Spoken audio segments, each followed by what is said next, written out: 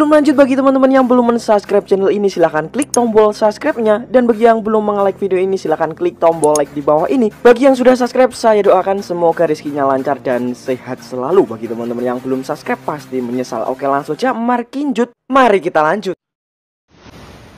Nampak. Bukan wabi sih. Kayaknya ya. Ya, penampakan misterius nih Mbah terkait dengan laut. Ya, laut di Indonesia. Ada seorang wanita yang merekam dari ponselnya melihat penampakan Mbah. Ada yang bilang itu ular, ada yang bilang itu naga. Bentuknya sangat besar pastinya, karena yang jadi perbandingan adalah pulau di depannya, kemudian dengan penampakan itu gitu. Nah, dari pandangan spiritual Mbah Hilo melihat fenomena ini, apakah itu beneran ular atau naga, atau netizen juga berpandangan itu hanya ombak bro gitu. Silakan Mbak dari pandangan spiritual. Kalau dari pandangan kita itu, kalau yang saya lihat itu bukan ombak ya, karena Bukan ombak dia kalau sekilas tidak seperti itu. Nah ini kalau yang saya lihat itu tanpa sengaja ya, ular, tapi bukan, kalau saya lihat sih bukan ular ular sembarangan, bukan ular biasa lah, Bukan ular biasa. Maksud Mbak kayak mana nih? Bisa Bukan jadi biasa. kalau kita bilang ya ular adalah ular seperti siluman ataupun Ular gaib, ular gitu ya? gaib gitu, ataupun ular jadi-jadian, atau Biasa ular penunggu. Biasa ada di situ, atau memang tak sengaja, memang kebetulan ya untungnya terekam gitu. Ya mungkin begini, kalau ular sosok gaib ini, kalau sengaja kita mencari untuk merekam, nah ada pun kadang bisa tidak terlihat seperti itu.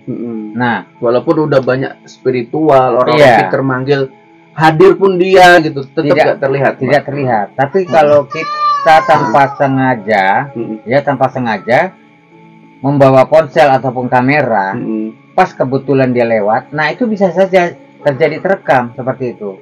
Oke. Nah itu. Nah Oke. kalau saya lihat sih itu adalah sosok ular gaib, adalah penunggu ya. Bisa jadi adalah penunggu laut ataupun penunggu daratan. Nah, ataupun bisa jadi perpindahan antara mungkin ular siluman ataupun ular gaib tersebut bertapa, kemudian dia pindah tempat seperti itu. Pindah tempat. Iya. Kalau Mbah Hilo sebutkan itu ular siluman, Mbah Hilo juga udah lihat nih kan videonya. Iya. Tidak sengaja direkam oleh seorang wanita. Itu ada pulau Mbah. Iya. Kemudian ada ular itu. Itu besarnya Mbah Hilo bisa kirakan nggak? Ular gaib itu besarnya seberapa? Ya kalau kita lihat sih, kalau dari pandangan saya itu besarnya itu sangat luar biasa. Besar. Kalau kita bilang ya sebesar pohon kelapa ataupun itu besar lagi itu. Besar lagi. Besar Ya. lagi. Perkiraan ada puluhan meter lah ya. Iya, Mbah? puluhan meter. Puluhan meter. Jadi penampakannya itu Mbah, ada nggak dikaitkan dengan suatu pertanda?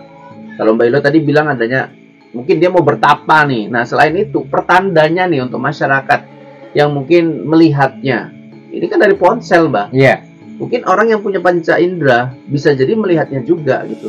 Tapi kan biasanya penglihatan seperti itu kan merupakan suatu sinyal atau pertanda tadi Mbak. Ya, pertanda pun itu biasanya ada. Ya mungkin saat ini dia di laut itu merasa terusik begitu ya, kemudian dia pindah. Nah itu biasanya ada suatu tanda-tanda seperti kejadian gitu ya, seperti ada laut menjadi gelombang besar atau mendekati seperti tsunami seperti itu. Itu bisa saja terjadi seperti Bisa itu. saja terjadi. Iya. Nah, kalau ada memang netizen yang berpandangan itu ombak, bro. Itu ombak yang bergulung, membentuk membentuk ular seperti itu. Karena sisi yang sebelah sini gelap, melawan cahaya matahari.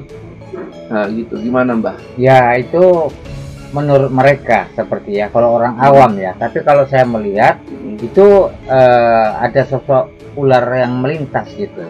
Jadi pandangan, berarti Mbak Hilo tidak mau menyalahkan mereka yang berpandangan itu ombak gitu ya. Itu terserah mereka gitu. Nah, tapi kalau saya lihat dari sisi lainnya, itu dia memberikan suatu pertanda gitu. Ada pertanda. Pertanda. Iya. Bah, ada yang menghubungkannya dengan Nyi Ratu Kidul. gitu.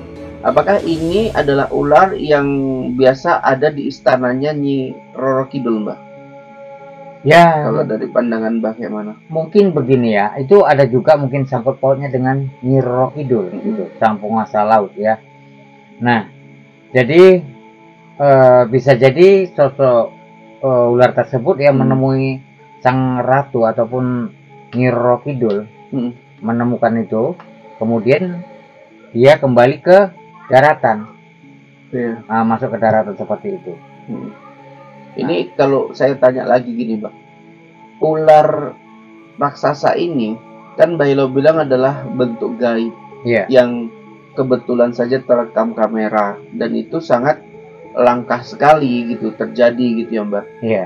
Kadang mata saja tidak bisa melihat, apalagi kamera gitu, Bailo bilang. Nah,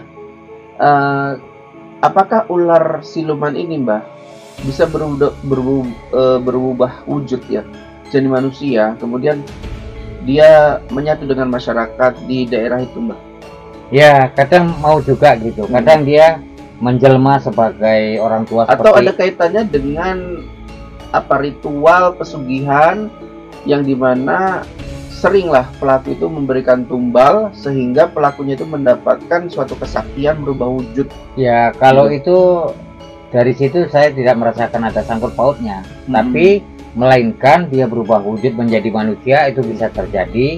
Contohnya seperti aki-aki gitu ya. Nah, dia nanti kadang memberikan peringatan gitu ya tentang di daerah lokasi tersebut bahwasanya ada terjadi sesuatu gitu. Kita bilangkan sajalah seperti ada gelombang besar seperti itu. Nah, itu yang harus diwaspadai.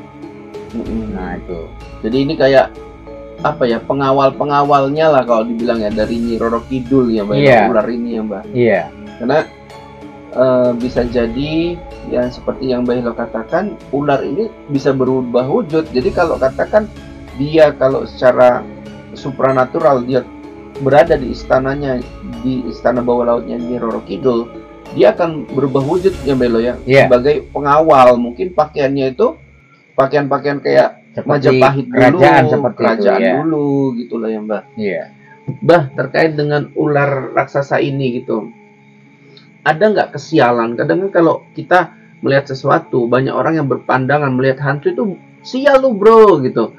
Nah, kejadian penampakan ular ini apakah bisa dikaitkan dengan kesialan, Mbah? Untuk wanitanya yang perekam ini akan mendapatkan sial atau gimana, Mbak? Itu kalau saya lihat sih tidak.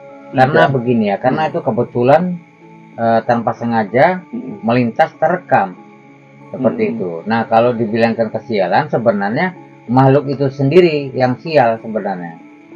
Nah, seperti itu. Jadi mudah-mudahan tidak terjadi kalau kita bilang suatu bencana atau bagaimana seperti itu ya. Nah, itu biasanya. Atau, ini kan, Mbak, berdekatan dengan kejadian 6 bocah kemarin ya. 3 bocah yang meninggal keseret ya, atau berapa ya? Yang keseret ombak, Mbak. Karen, terus meninggal gitu kan. Apakah ini berkaitan dengan kalau bisa dalam waktu dekat janganlah dulu bermain-main di laut gitu. Iya. Bisa nggak itu, Mbak?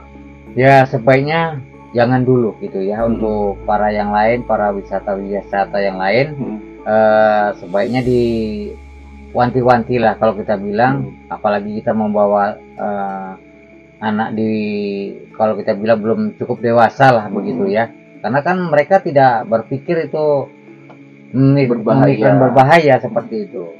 Nah, tapi Bella bisa, ini terakhir nih, Mbak, apakah ular itu seperti keris ya, keris terbang gitu, apakah ular itu bukan dimiliki oleh seseorang, Mbak, atau bisa dibilang apa namanya itu, kalau kayak keris apa namanya,